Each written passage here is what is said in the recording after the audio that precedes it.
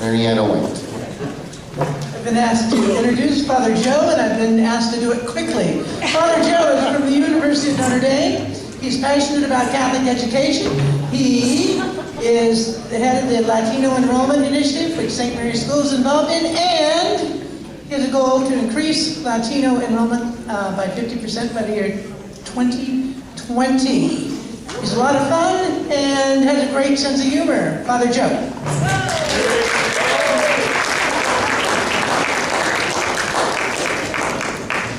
Thanks very much, and thanks to Bishop Driscoll and to Christy King for inviting me to be here. So whenever I give a talk of any kind, I begin by reading the Gospel of the day, because in case I say nothing worthwhile, which is always a possibility, I can know that something worthwhile will have been said. The Lord be with you. A reading from the Holy Gospel according to Matthew. Jesus said to his disciples, "You are the salt of the earth. But if salt loses its taste, with what can it be seasoned? It is no longer good for anything, but to be thrown out and trampled underfoot. You are the light of the world. A city set on a mountain cannot be hidden. Nor do they light a lamp and then put it under a bushel basket. It is set on a lampstand, where it gives light to all in the house.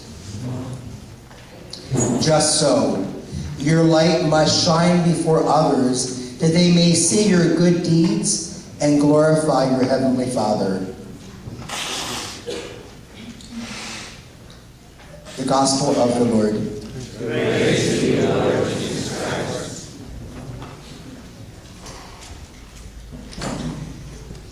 And it's usually good to have at least one joke, so at least people will be laughing at some point during the presentation and not at me. So I don't know, you probably have heard this. These two mice are playing out in the alley, and the one mouse sees a cat. And it says to the other mouse, "We better hide, here comes the cat." And the one mouse goes into a little hiding hole, and the other mouse just stays out in plain view. And the mouse says, "Hey, you're going to get eaten by that cat. You better get it. You better hide." And the mouse says, "No, I'm not moving from here." And the other one is still hidden away. And then they see the shadow of the cat coming around the corner. And the mouse says, "This is your last chance. If you don't get out of here now, you're done with." And the cat comes, and the mouse goes, "Woo, woo, woo, woo, woo, woo." And the cat just runs around and takes off. The other mouse comes out and he goes, "What was that?" The first cat goes, "It's great to be this." The first mouse goes, "It's great to be bilingual."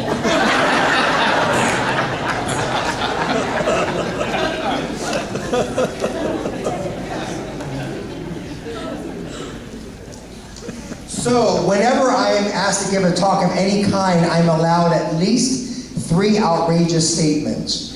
And now you're going to hear the first one. I don't know how many I'll have, but they may occur to me while I'm talking. So, here's the first one. Now, outrageous can mean true. It's just slightly outrageous. But many true things are outrageous. So, Latinos are God's last-ditch effort to save the American Catholic Church from becoming completely upper middle class, white, and antiseptic looking. Latinos will renew the church and will help make the church slightly countercultural. In fact, immigrants have always made the church in the United States countercultural. That's been lost in many, many, many, many, many places in the United States. But Latinos could be God's last-ditch effort to help make the Catholic Church slightly countercultural again. So the growing number of Hispanics in the United States Catholic Church presents us with so many wonderful opportunities, and there are a few obstacles and difficulties as well. So let's take a look at these today. So first, I'm going to talk about the opportunities. 1, a common faith, culture, and language. So really, Hispanics have kind of emerged from the blending of different races and cultures, which you might argue has resulted in a new people. Even though Hispanics find their ancestry in many different countries, Mexico, Puerto Rico, Cuba, El Salvador, Dominican Republic, Guatemala, Colombia, Honduras, Ecuador, Peru, Chile, Paraguay, Uruguay, Costa Rica, Nicaragua, and more, most share a common faith and a common language and are rooted deeply in the Catholic tradition. So, the second thing I would mention is, it's a culture born Catholic. Since many of the first Spanish missionaries brought the Catholic faith to the new continent, many of the gospel values and traditions became enculturated into the cultures of Latin American people. So the first thing I would say is just a profound faith in God. A profound faith in God, which is like in the Latino DNA. Just this deep, deep faith in God. You cannot talk in Spanish for more than 5 minutes without saying something like, Primero Dios, si Dios quiere, Dios mediante, si Dios me da licencia. So you can't get by without 5 minutes without mentioning some reference to God. And look at the funny in the common phrases, and in English we have the phrase, you can't tell a book by its cover. In Spanish, el hábito no hace al monje. You can't tell a monk by the habit. So again, another phrase that's religious in nature. Or one that I love a whole lot is, we all know in English the phrase, once in a blue moon. In Spanish, the equivalent of that is, every time the bishop comes to your parish. Which is once in a blue moon. But what I'm sure that's different in Boise. But my point in telling you that is, there are so many modismos and so many dichos that revolve around God or the church, that it is really and truly a culture born Catholic, with a deep, deep faith in God. Even if the person is not baptized, even if the person doesn't go to church, there's this faith in God. 2 would be a strong sense of solidarity with the poor and the needy. How many times I've heard people say to me when I want to give them something or I know they have some need, mejor no, Padre, habrá quien lo necesite más que yo. So this deep sense of caring for the poor and the less fortunate, and always willing to be able to say, I'm sure there are people who have it much less than I do. A third part of what is a culture born Catholic is an authentic Marian devotion, in a deep Marian devotion. We know Our Lady of Guadalupe as the patroness of the Americas and the Queen of Mexico, but every single Latin American country has their own Virgen. Our Lady, see if you can guess the countries. Our Lady of Luján, Argentina. Our Lady of Copacabana, Bolivia. Our Lady of Aparecida, Brazil. Our Lady of Carmel del Maipú, that's Chile. Our Lady of Chiriquín, I can't say the word. What country?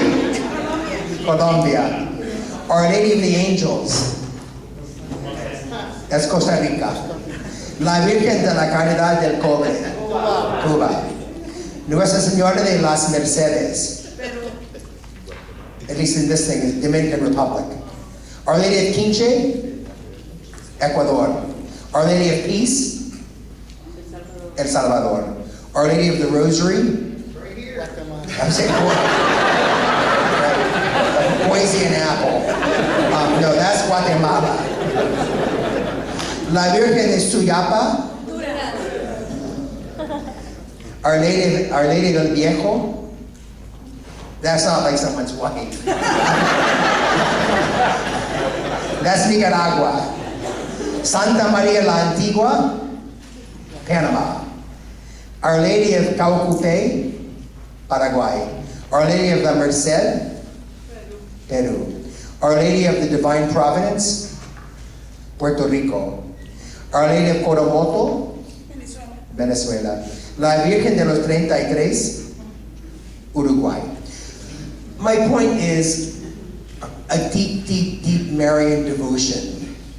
Another part of what it is to be a culture-born Catholic is very rich, popular expression of religion. House blessings, Dia de los Muertos, the blessing of everything imaginable.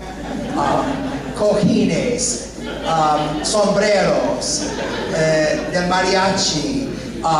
It's just kind of amazing, but it's because of this kind of worldview where people see all things in God.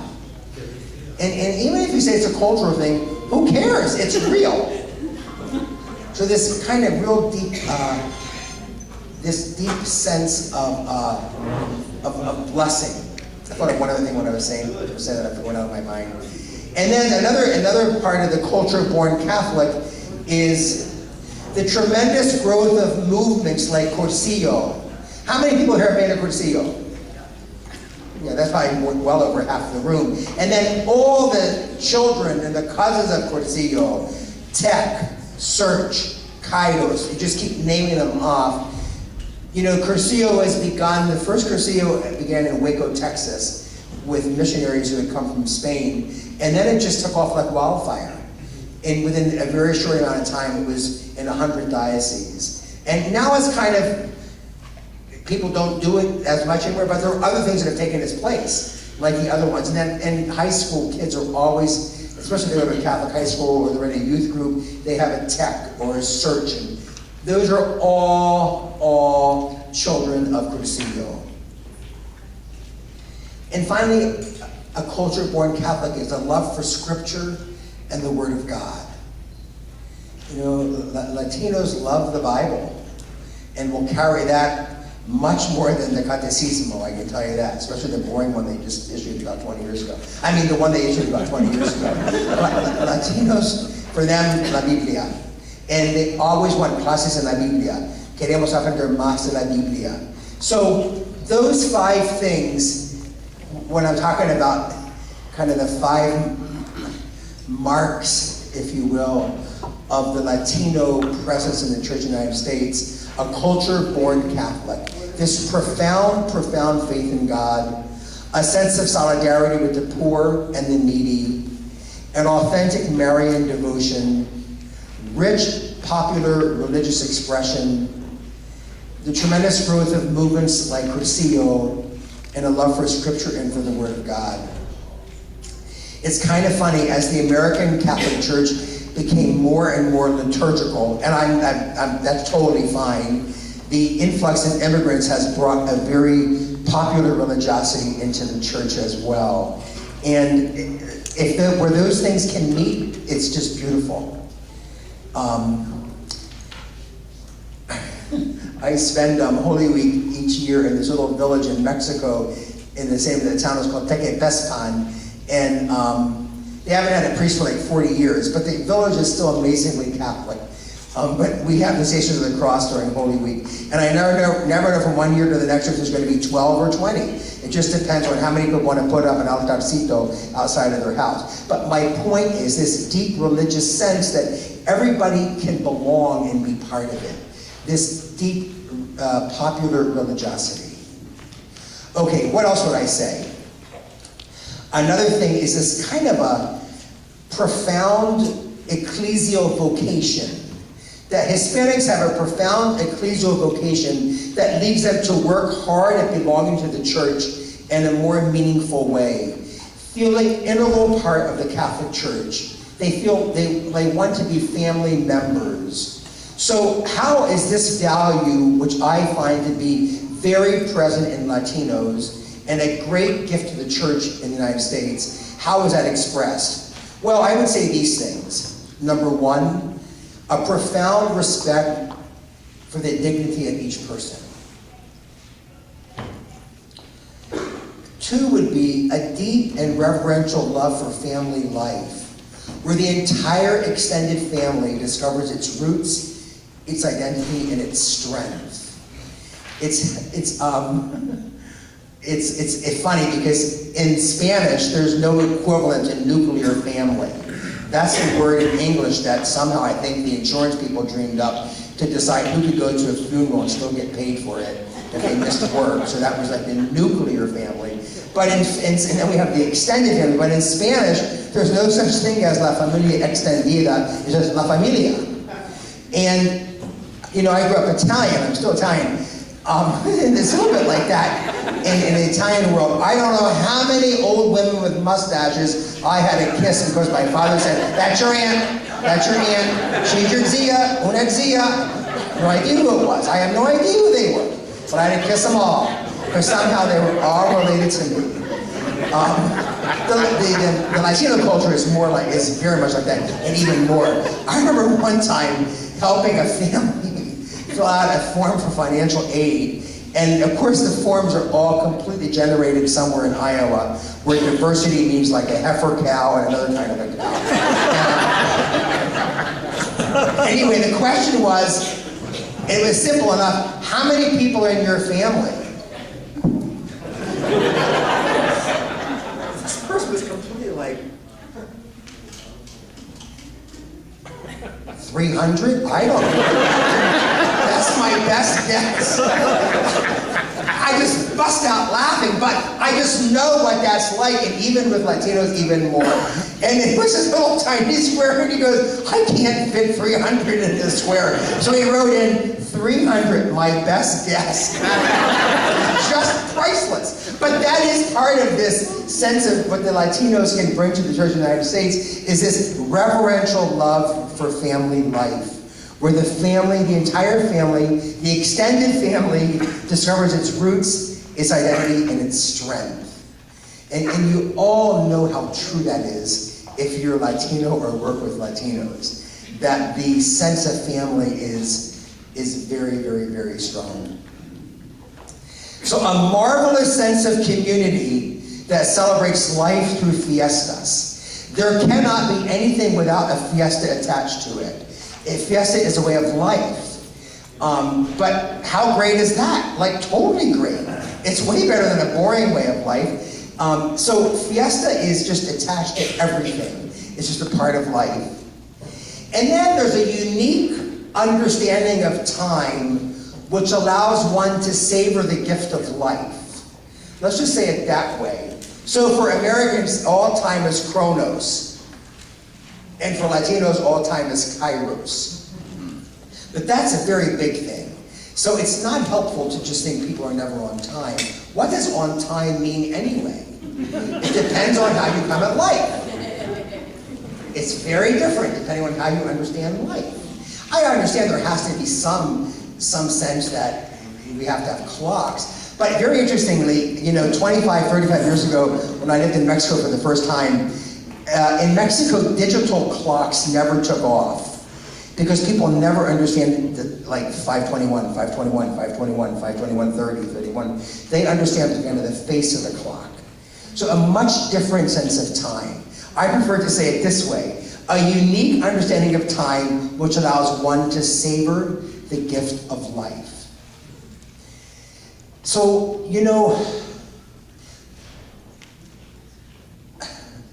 Latinos are very spontaneous, and that brings us sort of a whole new energy to the church. And Anglos are kind of structured. So, maybe we have to become structured, spontaneous people. I don't know quite that would look like, but, my dad is so Italian, and my dad would never, in 100 million years, ever call someone to see if they're going to be home. Just go. You just go. And that's how I used to be. Then I became like way too Americanized in the way that I went to college all that stuff. And so I'll go home with him and he'll go, take me to your brother's. I go, do you want to call first? What would I call first? I'm just going to go over. If they're not home, they're not home, I'll come home, but I'm not going to call. It was like asking him, do you want to have 3 heads? It didn't even cross his mind to think to call. So we go to my brother's house, and I'm like sitting in the car just sweating, hoping that maybe he's not home, maybe he's busy, but it would never occur to my dad to think that he just goes in. But that is part of sort of the Latino way of life. Time is a whole different reality. So Latinos are relational. It's in their DNA to be relational. They cannot not be relational. But this happens to be a bonus at a church that's founded on a relationship with Jesus Christ. So it's kind of in our benefit. And the church is not founded on rules and regulations. Sorry, canon lawyers present. The church is founded on a relationship with Jesus Christ. And Latinos are so relational with everything and everyone. They cannot not be. I was saying in my talk previously that as the United States country as a whole, and even the church in many ways, becomes more efficient, Latinos become more relational. And those are two kind of polar, maybe if they go far enough, they'll eventually be since the world's round. But we do have a lot to learn, like becoming relational again. And realizing that the point of the whole thing is to be in relationship with Jesus and with each other, and not to have all the rules and regulations figured out. Go to a mass in Spanish, and like the ushers could be, they shake hands with you, meet every usher on your way in. Every usher shakes your hand, says welcome, come on in, talks to you. When I was pastor all those years, I'm sure half the people never made it past the ushers. They just visited and chatted for the hour that they would have been in church. But all of that is being relational. All of that is how people are interacting with each other all the time. You know, I used to have Anglos would come to the Spanish Mass every so often and go, my God, they're so friendly. Or I met every usher. I don't even know the usher of the Mass I go to, and every single week I just walk past the usher who, you know, most ushers in churches failed the police academy test, so they become ushers instead. So they are what I call ecclesiastical policemen. That's not true. That's not true in the Mass in Spanish. They're just like, just visit and chat and help take someone to the bathroom. So it's just interesting when an Anglo person might go to a Mass in Spanish, or worse yet was like, they were visiting, traveling, and they went to the Mass, didn't know it was in Spanish, and they're completely taken aback, but how friendly people are and how outgoing they are. So anyway, the usher always makes you feel like you belong. That's for sure. A fourth thing I would say is Hispanics have a prophetic model of church. So Hispanic ministry leaders have articulated a model of church that is rooted in the reality of Hispanic peoples.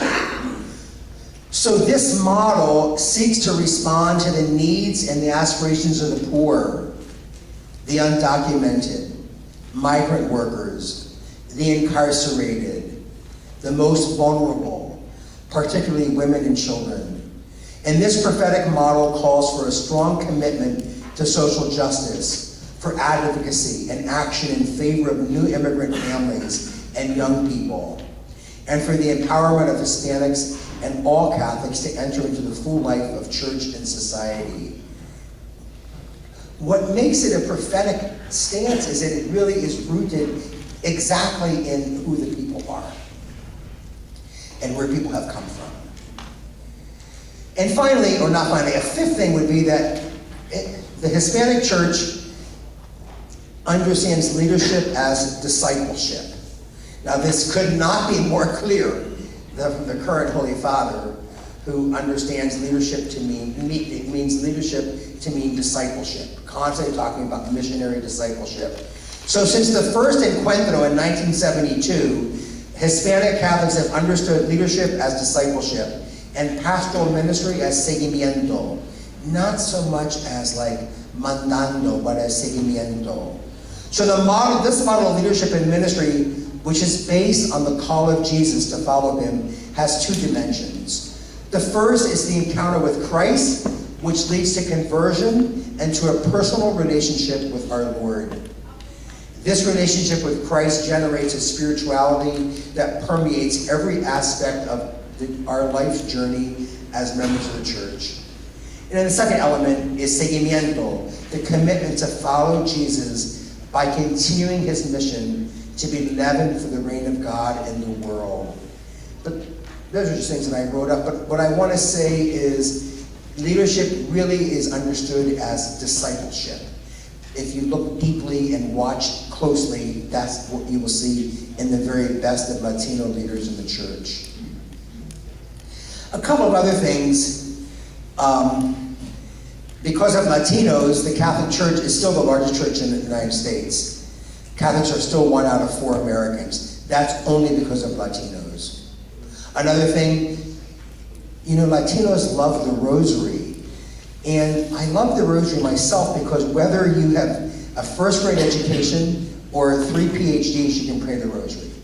It's such a unifying thing. And that's one thing that I just find with Latinos, because of the love for the rosary, it's this unifying thing.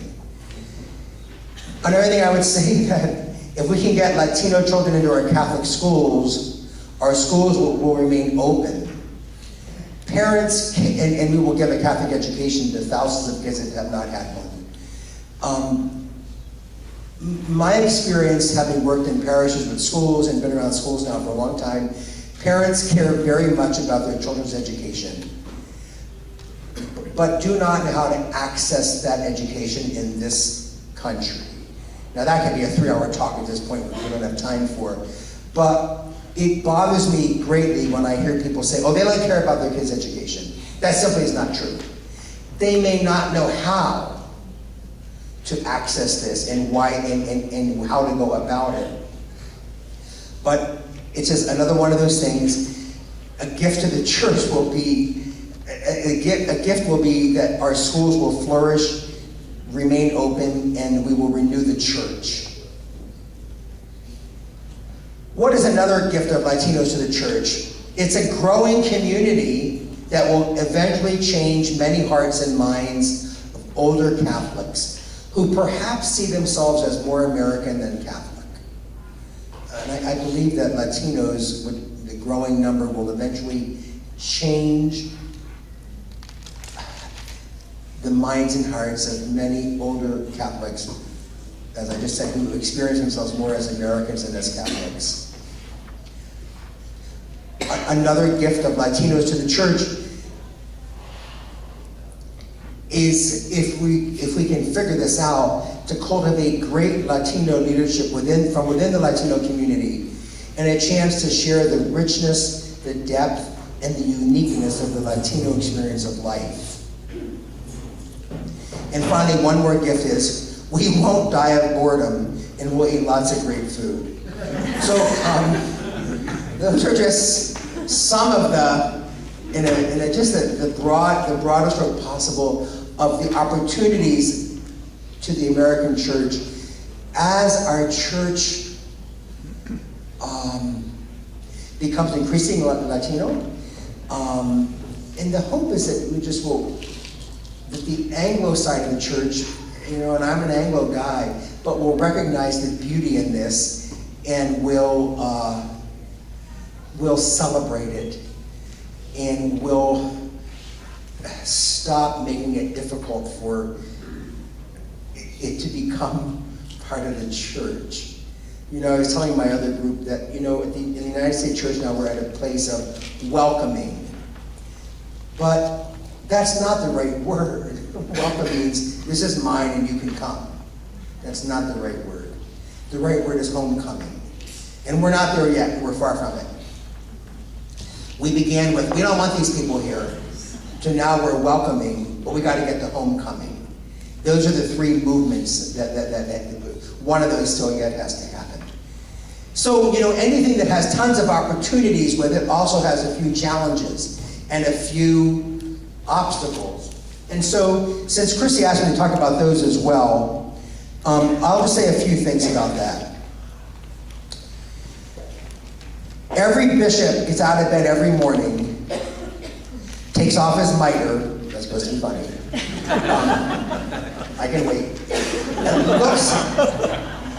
Looks in the mirror and says to himself, I don't have enough resources or personnel to serve the Latinos in my diocese. And that is true whether you're the Bishop of Boise or the Archbishop of Los Angeles, or the Bishop of Fort Wayne, South Bend, or the Archbishop of Galveston, Houston. No, every bishop would stand up and say to you, I don't have enough personnel or resources to serve the Latinos adequately in my diocese. Though quite frankly, this one looks like it's doing better than most that I've been in. It really does, with the number of Latinos, especially amongst the clergy. But anyway, the whole point would be, that's a challenge. Not enough money, not enough resources to adequately serve the Latinos in the diocese. There's not enough clergy or church leaders who speak Spanish, or even more than that, they don't have a toque with the Latino world. Some do, many do not. That's a big challenge.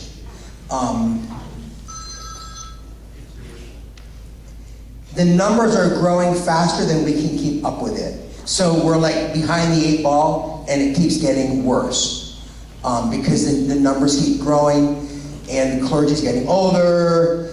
We'll have a whole new church. God will never let down the church. But it's kind of like I lived in Phoenix for 12 years, and no one ever thought people would move to the desert, but they all did. So there aren't enough parks, there's not enough schools, there's not enough roads, there's not enough water. They just could not keep up with the growth of Phoenix. So in some ways I feel that way in the church. We're behind and we can't keep up with the growth. What's another obstacle? The church structure in the United States, kind of the parish structure, is foreign to most Sunday-going Latinos. It's just organized very differently. It's not friendly in many ways, and it lacks a sense of convivio. There's not enough food, not enough fun, not enough music, way too many rules. So all of you, lay people and clergy, know this reality 100 times over. Someone comes to baptize a baby, and of course the first question is, are you registered in the parish? Yes, sir? That's what it is. Like, there isn't that form of life in Latin America. I was pastor for a long time, and registering people for baptism just takes up space on the computer. It's not, what you want to do is have a relationship with them. If they register or not, es lo de menos. But it's that sort of approach that is very foreign, let's just say that, to Latin Americans, especially to Mexicans. And I've been in Mexico 100 times, know it fairly well. It's just not the way life is organized there at all. So it's foreign. There's no sense of convivio, not enough food or fun or family. Another obstacle is often the priest isn't someone they know because he's too busy with sacraments and other preparation. And things are now worse because the priest just does too many masses at 2 or more churches, having no time to be part of the community. And that's not being critical of priests, but we all know the reality where Father gets in the car with his vestments on to go to the next parish 12 miles away to say mass there. Gets out of the mass and walks up the aisle. As that becomes more and more common in the United States, that will be another huge obstacle to Latino involvement, because they got to know del Padre. Señora, ¿por qué viene para estar aquí en esta iglesia? Nos cae bien el Padre. Never mind, I got to go past 3 churches to get to that one. Me cayó bien el Padre. And so it's all about relationships. That's how it works. And when the priest is too busy to have any, it'll work against this in the long run. And then I would say most of the clergy and church leaders do not grasp the importance of culture and how to use culture. So the assumption on the part of most Anglos is that Hispanics do not speak enough English. So if they learn enough English, or if we could translate enough things into Spanish, everything would be fine. That's simply not true. That's simply not true. They do not grasp the challenges of coming from another culture, seeing the world through that culture, not being sure if they want to remain here in this country, as well as socioeconomic differences. So this is huge, huge, huge. You know, all over the country now, we're talking about intercultural competence and how do you know, when I say culture, most people think of music, dance, food, dress, and language, let's just say. But really, and you probably have seen that thing, that's just really the tip of the iceberg, way tip of the iceberg. Way down in the iceberg are stuff like eye contact, how emotions are handled, understanding of modesty, understanding of death. You can just go on and on and on. And those are things that both cultures are very unfamiliar with each other, and especially the the American church doesn't understand that part of Latino life at all. They might get the, okay, they eat tacos and they have a ballet folklorico, but when you get beneath that, and it gets very deep, we have no sense of that at all. I grew up Italian. I'm half Italian and half Arabic, but I grew up probably more Italian. The only purpose of going to a wake was to cry. You had to wear black, and all you did was cry and weep and groan and moan. So when I went to college and I went to the first non-Italian wake I had ever been to in my entire life, everyone was talking. I'm like, they must be glad this stiff is dead because nobody's crying. They weren't wearing black. I could not get over that. I was like, I almost had to go to therapy. I was in shock. I've been to that for lots of other things, but not that. But anyway, but I didn't understand the Polish culture. Why should I? I'm not Polish. I shouldn't understand that. But it was for me the first time in my life that I thought, oh my gosh, the people come at life differently. You have to know that I did not know anyone in my entire world that I wasn't related to until I went to kindergarten. Every single person I knew was related to me. And then I went to a Catholic grade school, but you had to be Italian to belong to the parish. So I did not know anyone's name ever whose name did not end in a vowel until I went to high school. Like, how could you have a name that ends in an L? Did you forget the O at the end of that? What is wrong with you? But these are very deep, but then with that is a whole way of life. A whole way of life. So anyway, the sense that if those, as people say, if those Spanish people could just learn enough English, first of all, they're not Spanish, but if they can learn enough English, we'll be fine, or if we can get enough things translated to Spanish, we'll all be fine. No. And I'm just grateful that I lived in Mexico for so many years and been there so many times, and worked in Mexican parishes for 20 years. I have a sense of, I think of the alma mexicana. I don't know how you get that if you haven't done that, but the point would be, there's a whole lot more to, it's a big obstacle. When I retire from priesthood, although I do hope to die saying Mass one day, one Mass they wouldn't forget. But anyway, if I do get to retire, I had to spend my first year writing apology notes to all the people I pissed off the first year I was pastor. I was pastor in a Mexican parish in Arizona. I thought, oh, they're just like Italians. But that's not true. So I did things that were culturally insensitive because I didn't know any better. So I have to spend a whole year writing apology notes when I retire. But I remember thinking, no, you can't have Madrinas for First Holy Communion because that's not the way it's done. But I didn't understand. So, I always say this to principals. The best thing the principal can do of a Catholic school is to get herself or himself a cultural mentor. Now, cultural mentors are people that you can ask prejudiced questions of and racist questions without them seeming racist, because you're trying to learn. The bottom line of every question is, why do them people do that?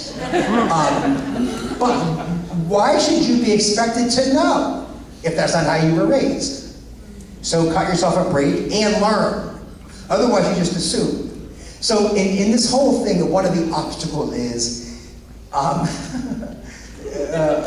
very much not and how do we want to say this? So Southern Europeans have a much easier understanding of the Latino world than Northern Europeans.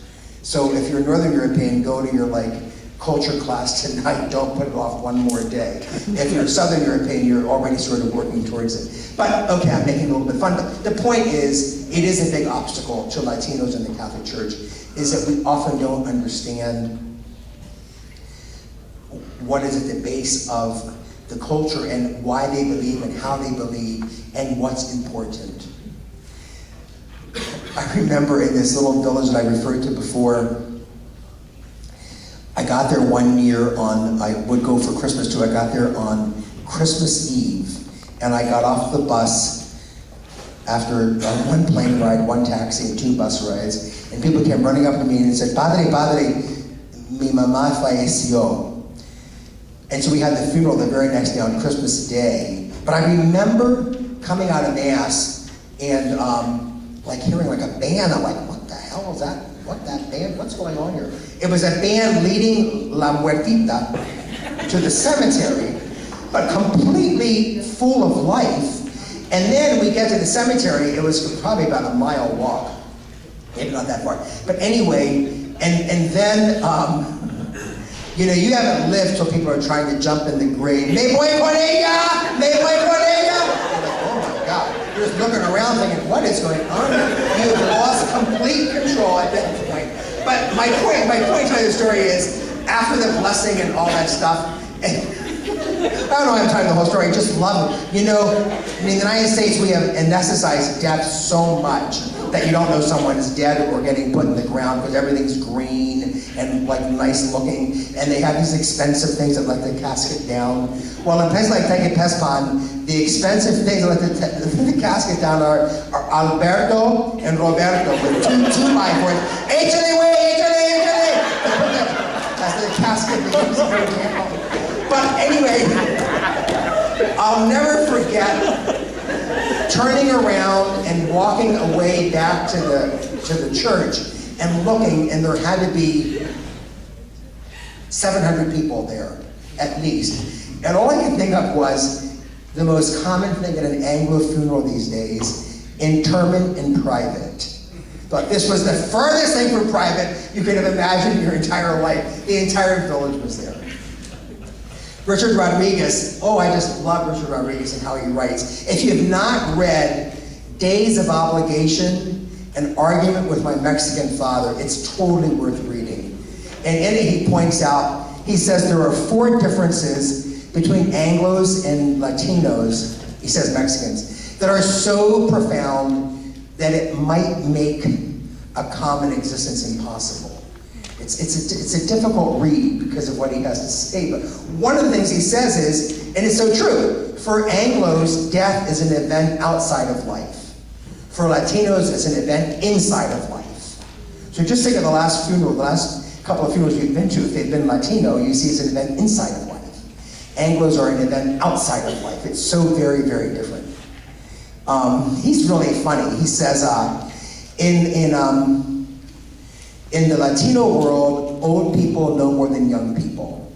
In the Anglo world, young people know more than old people. That's a whole nother very huge difference when you think about these 2 cultures. He says in the Latino world, the vantage point from which you have to look at the decision you're about to make is, how will this feel at the end of my life? Very Ignatian, by the way. But so I'm going to make a decision now. I'm going to imagine 50 years from now, is this the correct decision that I will have made? And he says Anglos always see the present moment as the vantage point from which you make a decision about life. How does this feel right now?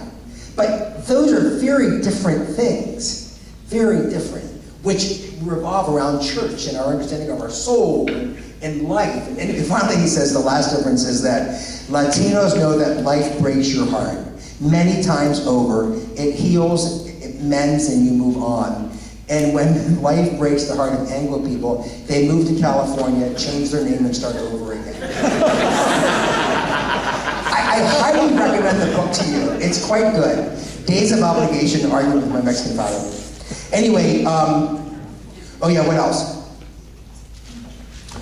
Yeah, one of the opportunities cultivating leadership within the Latino community is also an obstacle. It's harder to do. So, I work at Notre Dame where 13% of the student body is Latino. But when it comes to leadership stuff, it's only 2%. So something's wrong with this. What's wrong with it is that we don't know how to call forth Latino leadership. It's a different reality than Anglo leadership. So like Anglos, my experience is, I'll do it, I'll be in charge. And Latinos, no. Hay que preguntar, insistir.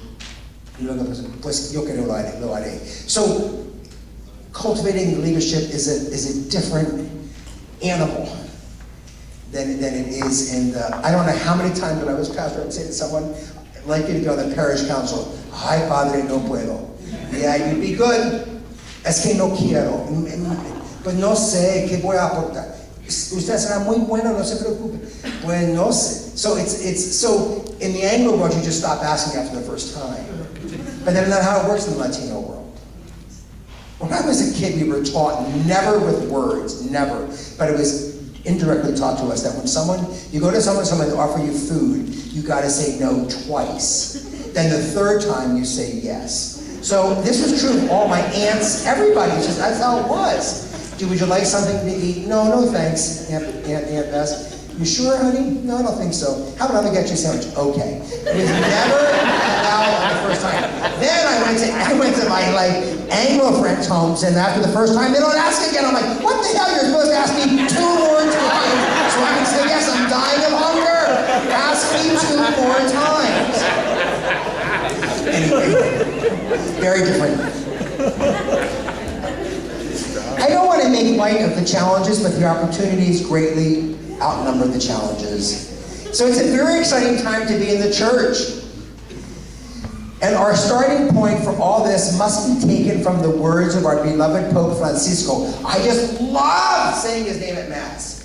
Francis, our Pope. I just love saying it. I pray every day there's to be 150. But he said recently, to remember what God has done and continues to do for me, for us, to remember the road we have traveled.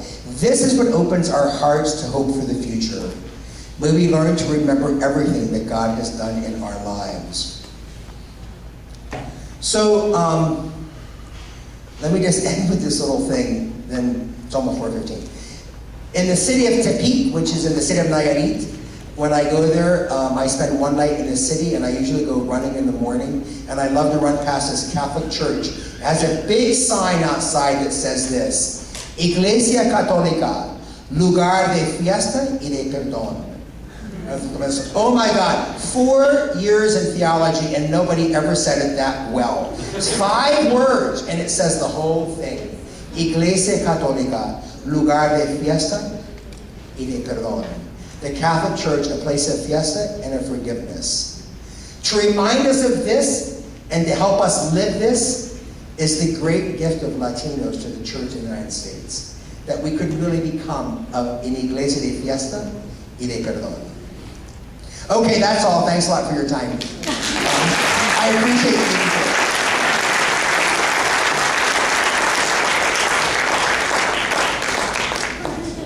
Father Joe, thank you so much for your talk. Thank you for being here. If you don't know this, he had a workshop earlier, then 15 minutes after that he had this talk.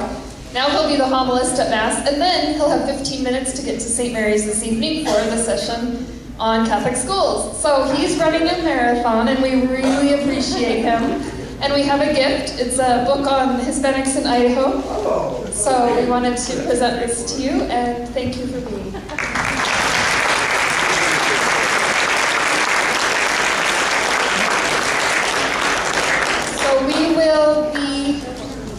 We're a few minutes early, so why don't we meet in the church for Mass at 4:25.